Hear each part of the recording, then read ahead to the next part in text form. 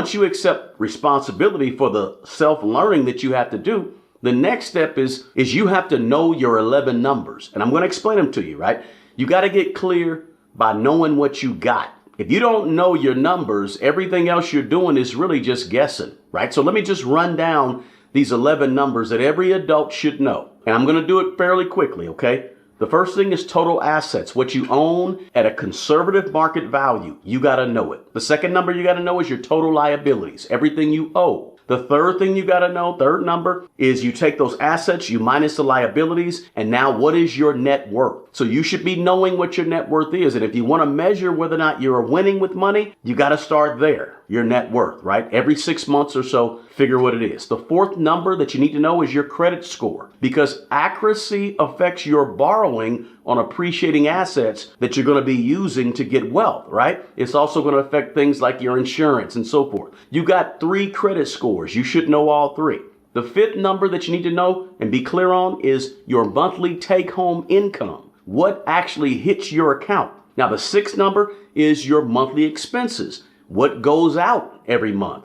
The number 7 is your discretionary income. That's the cushion that's left over after all of your expenses every single month. What is that for you? That's the money that you're going to be using to either pay off debt, put towards an emergency savings, or invest more with. Now, the 8th number you must know is the percentage of income invested, right? So what is your savings and investing rate? Then you need to know your interest rates, both what you earn in interest and what you pay out in interest. Know those.